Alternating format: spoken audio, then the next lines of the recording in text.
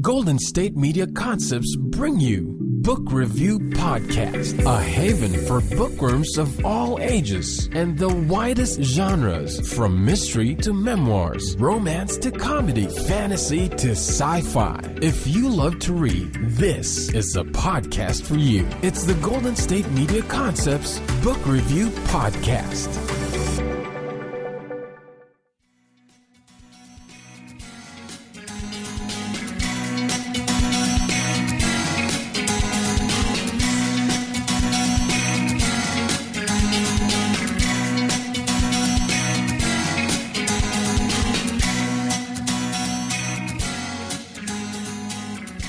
Hello and welcome to the GSMC Book Review Podcast, brought to you by the GSMC Podcast Network.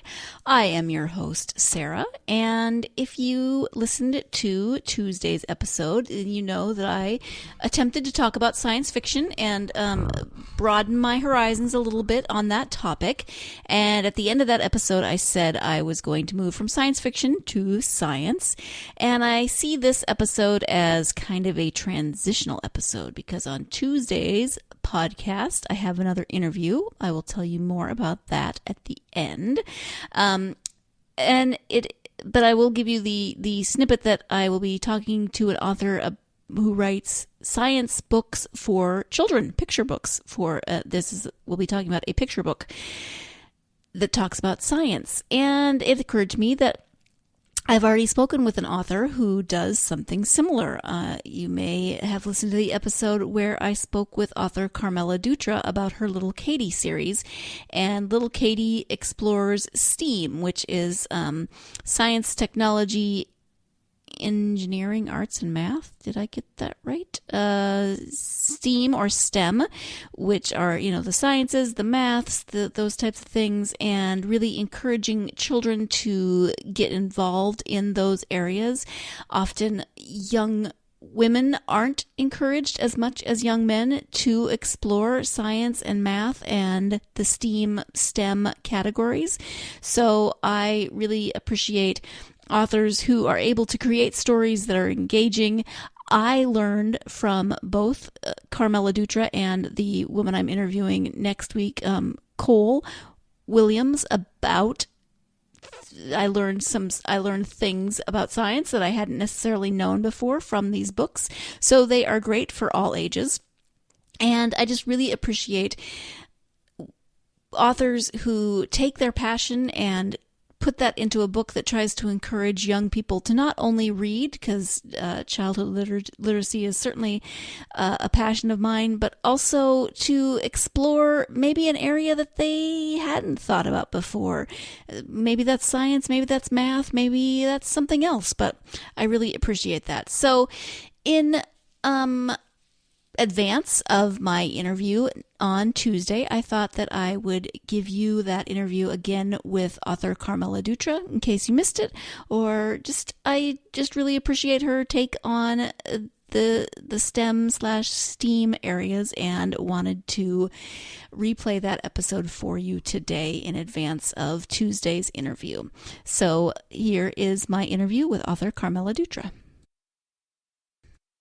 Hi, Carmela. Thank you so much for joining me. I am so excited to have you on the podcast. How are you today? I'm doing great, Sarah. Thank you so much for having me. I'm so excited to join you this morning and to be able to talk with you. Yeah, I'm excited too.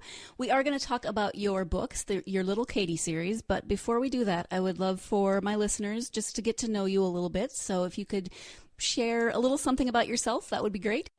Yeah, so I'm Carmela Dutra. I'm residing in the San Francisco Bay Area, California, specifically in San Jose. I am a children's STEM and STEAM author, so I focus on the science, technology, engineering, arts, mathematics categories. I do have another series out, The Adventures of Lorenzo the Bear, which is all about friendship and diversity and looking for the good in others, and that was the first book that I got started with. And I've been published with a small house out in the Sacramento area since 2013. Thank you. So you mentioned that your new series, the Little Katie series, is dealing with the STEM and STEAM areas. So talk a little bit about your inspiration for both the character and the series. I happened to just kind of fall into it, to be perfectly honest with you. I was looking at pictures online, and I saw a picture of this little girl who was trying to grab a star, and the caption was "Reach for the stars." And all of a sudden I just got this flood of ideas that just popped into my head. And I remember I was sitting in the parking lot. My phone was almost dead. My husband left his phone in the car, so I took his phone and I just started typing everything down because I didn't even have a pen. I didn't have paper. I didn't have anything. And he got back in the car and he couldn't have his phone for like the next 20 minutes because I was so busy writing down all these different ideas, because there was something about just seeing that picture of the little girl with the star that I started thinking about going to the moon, and I started thinking about the different planets. I've always loved science and space, and I knew I wanted something that was going to be about science, and I knew that I wanted the main character to be a little girl, so we could encourage girls as much as possible to look at books and to look at the science fields. Yeah, that's great. And in the book, she and her dog, Smudge, go to the moon. How much research did you do about the moon?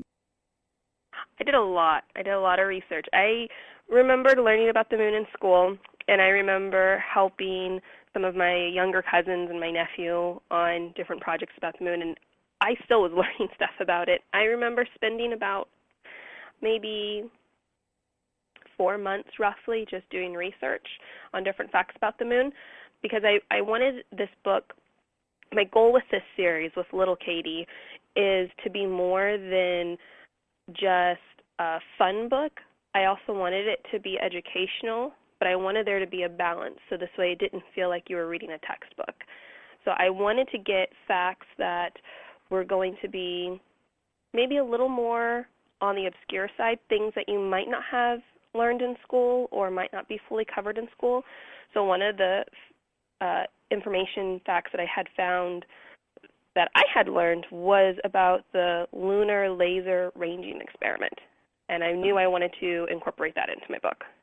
And one thing I appreciate about the book is that, you read the story and Little Katie and the dog talk about all these things that they're seeing on the moon, and then at the end there is a glossary. So those words that you maybe weren't quite sure of as you were reading the story, rather than kind of trying to force that explanation into the story, you included a glossary. Oh, thank you for that. Yeah, that's one of the things that a lot of parents have commented on that has been their favorite part of the book. To be able to just turn to the back of the book and show it to their kid as they're reading it in the evening before bed, or, well, this is what that word means, honey. And I find that helpful when I've read books in the past, especially if it's like a science fiction book and I don't fully know how to pronounce the name of the character, where they have a little glossary that kind of breaks it down for you. And I knew that I wanted to incorporate that because I was going to be having some more challenging words for kids, and I wanted to have an easy way for them to find what that word is. Yeah. Well, thank you for that. I appreciate it.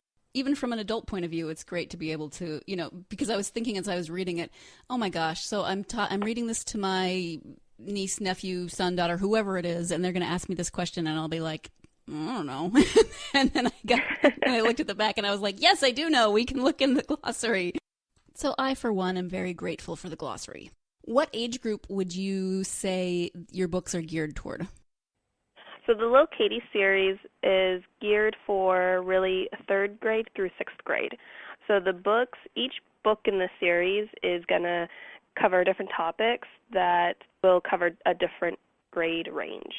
So this first book, Little Katie Goes to the Moon,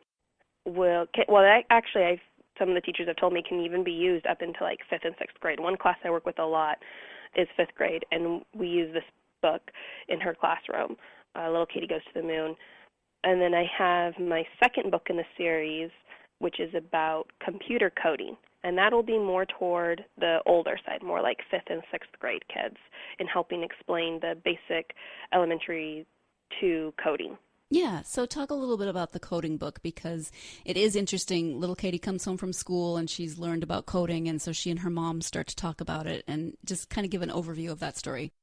So this story I was strongly encouraged by my publishing house to do a book about computer coding, since computer coding is becoming really big, especially in our area with the schools here in Silicon Valley. And we wanted something that would be marketable to schools, so this way it would be able to potentially be used in the classrooms to help explain it to children on a more simplified manner. So I wanted to approach this in a realistic way of a parent trying to help their child understand something that they learned at school. So that's what we have in this book. Little Katie comes home. She's really excited about having just learned 2 new words, algorithm and program, and she's trying to teach it to Smudge in the backyard. And her mom overhears her and asks her where she learned those big words. So then she starts explaining to her how they had a visitor at school who was teaching them about this little girl named Ruby who can program computers.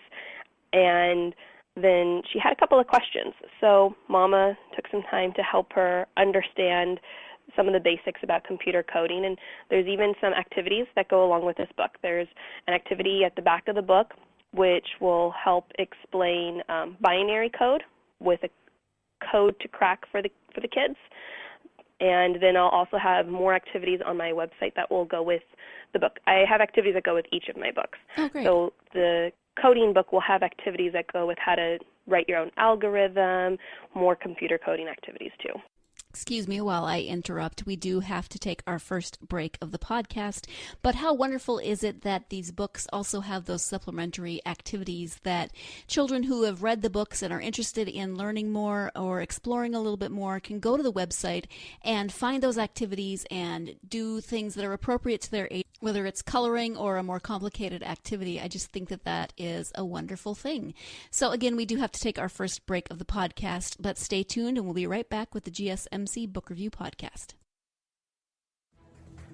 Want to find out what movies to go see? Then check out the GSMC Movie Podcast. It's your ticket to the latest movies, whether it's a new blockbuster event, romantic, comedy, or action flick. This show has got it all covered. They talk some what to go see now. Don't bother. What's hot on Netflix and everything in between. That's gsmcpodcast.com/movie-podcast. When it's all about the movies, it has to be this new show. Don't forget to like them on Facebook and follow them on Twitter. Visit gsmcpodcast.com for more info.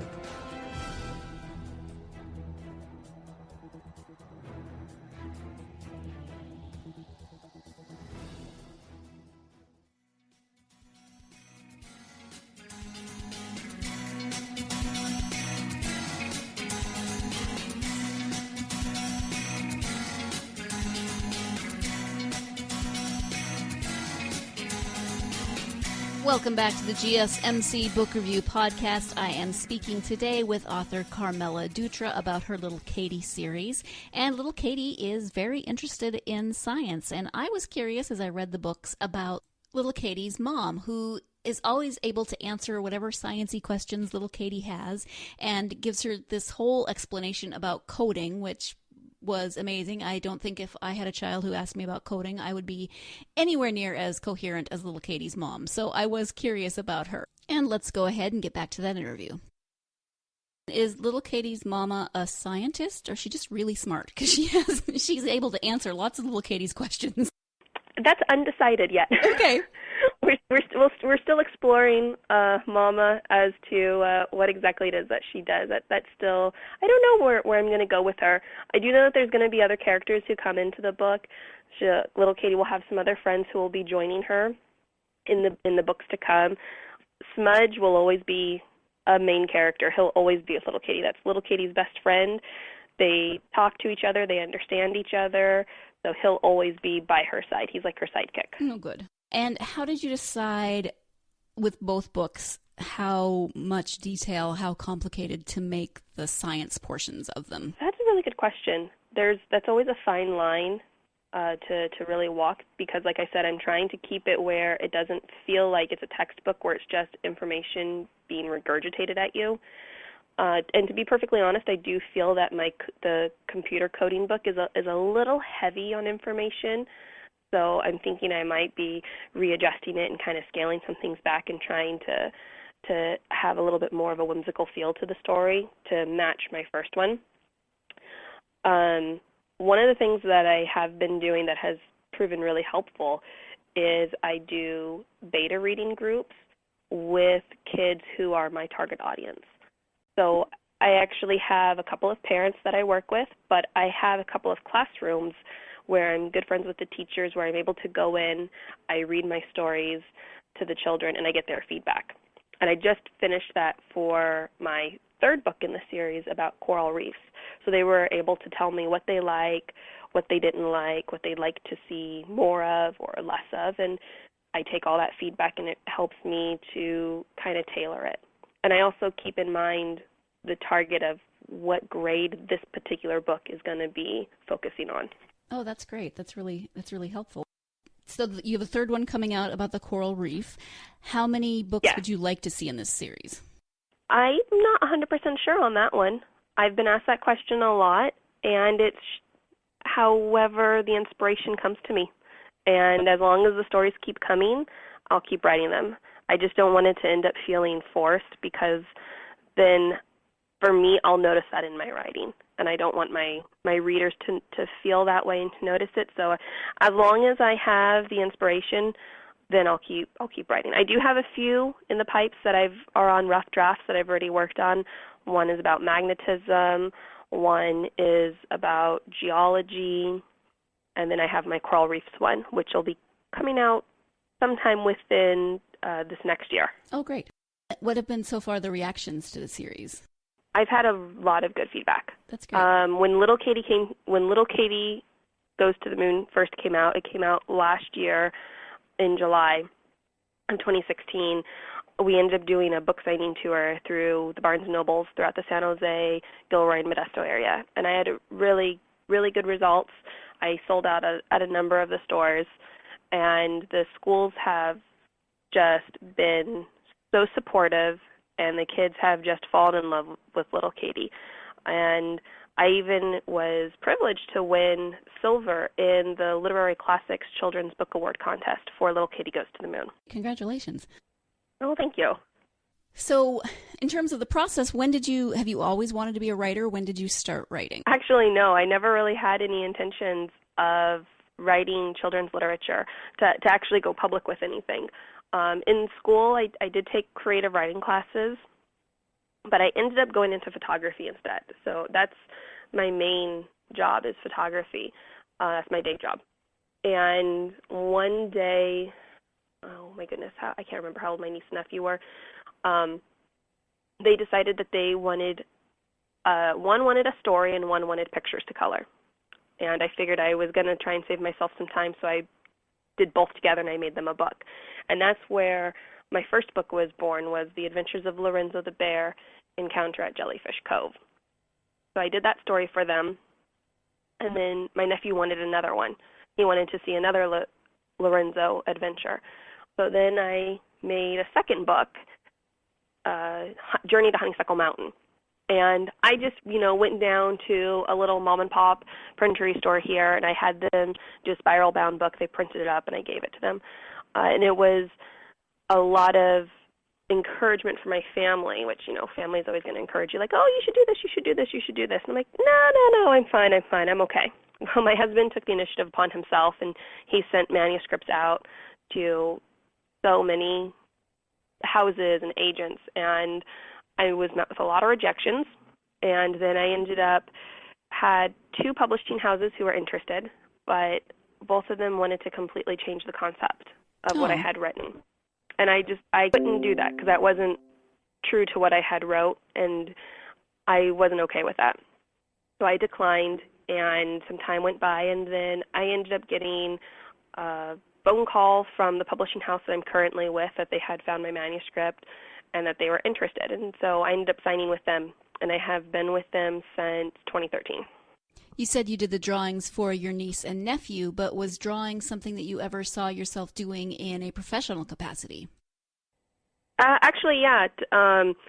Fun side fact, my dad actually had the opportunity to work at Disney, and when he was younger, but he ended up turning down the offer at the last minute because his mom was ill, so he had to stay and take care of her. That was back in the 70s. And so art has always been a big part of my life. Everyone on my dad's side of the family, we're all artists. I don't know if maybe that part of my brain is just stronger or something, I'm not sure, but I've been drawing and doodling before I could even sign my name.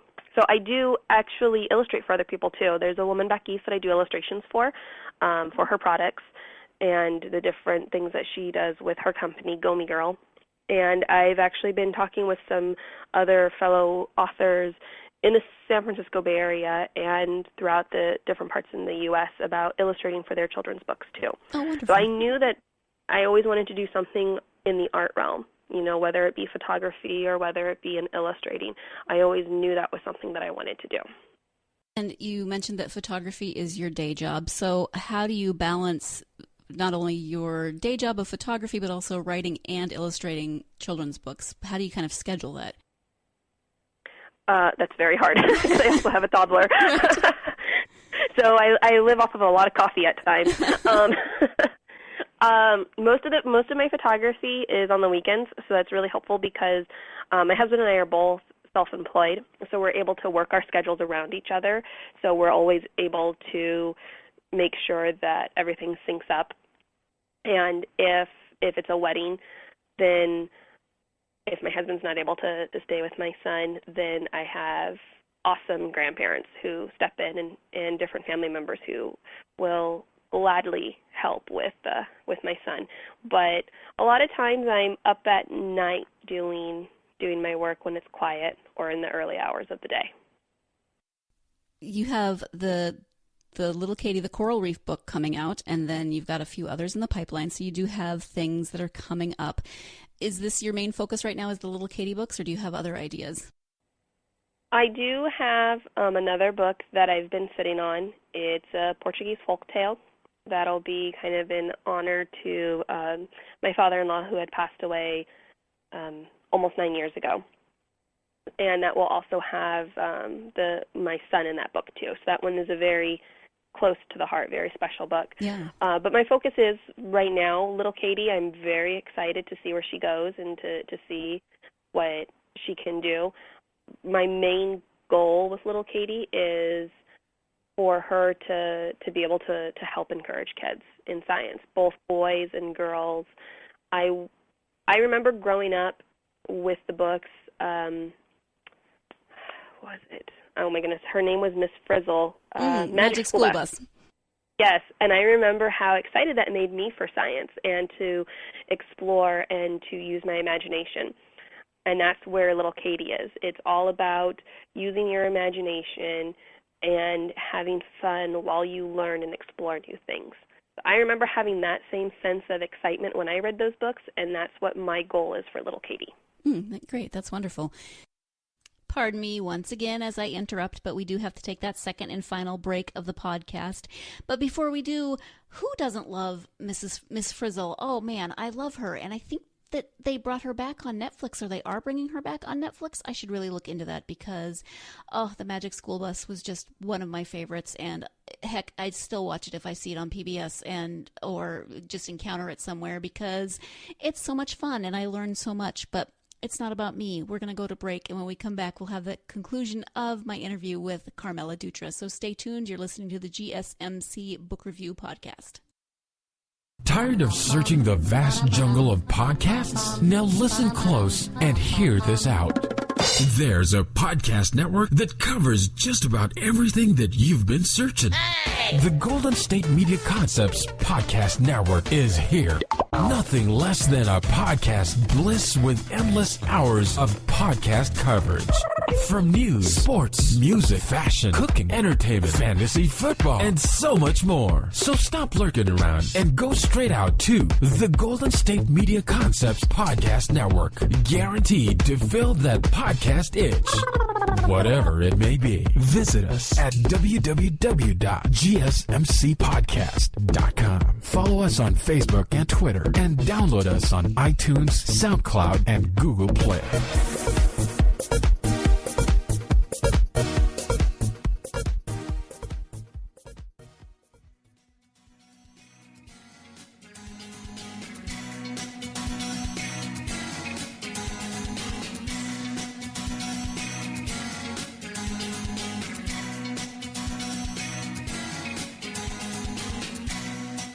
And we are back with the GSMC Book Review Podcast. Let's go ahead and jump right back into the conclusion of my interview with Carmela Dutra.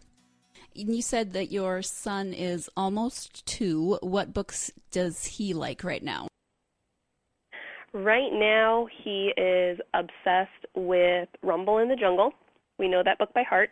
Of course. And all of the not Little Piggy, it's the Piggy and Gerard books by Mo Williams. And then he also he has a couple that are just constant repeats, just that cycle of the always wanting to read over and over again.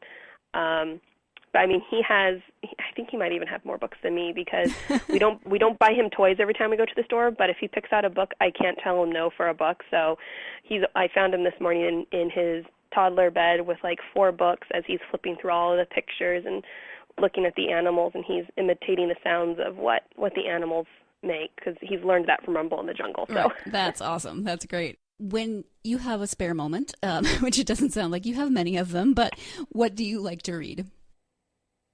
I just finished binge reading the Dorothy Must Die series by Daniela Page. And I felt like by the time I was done with that, I went through all of the emotions of a breakup. I went from I was so happy, I was so excited, to sad and crying and angry, because I fell in love with it so much, because I'm a diehard Wizard of Oz fan. Those were the first books that I read as a child, and so when I found the Dorothy Must Die series, I fell in love with the new spin on it. But I also he's an Italian author. His name is Andre Camilleri. He writes a series about an inspector who solves murders and mysteries. So those are some of the books I like to read, as well as various sci-fi books. But I do try and make sure that I schedule that in for myself, because like you mentioned, I do have, especially with a toddler, he keeps me constantly on the go, and I need to be able to have some downtime. So I usually make sure that I get an hour at night before bed to read. That's wonderful. Do you have any advice for aspiring authors or illustrators? It's going to be hard. It's not going to be easy. You're going to face obstacles. I have faced numerous different challenges, from sometimes even software not working right when I'm trying to illustrate and having to start over. I've done illustrations by hand, and I've had some of my cats destroy over half the illustrations, and you have to start over again. But just, like Dory says, just keep swimming, and stay true to yourself. Don't compromise, and have a clear vision of what your end goal is, and just work toward that. Thank you. I appreciate that. Where can people find you on social media? I know you have a website, and then where else can they find you on social media? Yeah, so my website is carmeladutra.com. All of my books are available on there, as well as free printable activities for kids, all very family-friendly. I'm also on Facebook at author Carmela Dutra. You can follow me on Instagram, author Carmela, and I'm on Twitter at Carmy, CARMY 4077. I'm also a MASH fan, so that's where the 4077 came in. Nice. What else would you like for people to know about your books, or anything that we haven't talked about?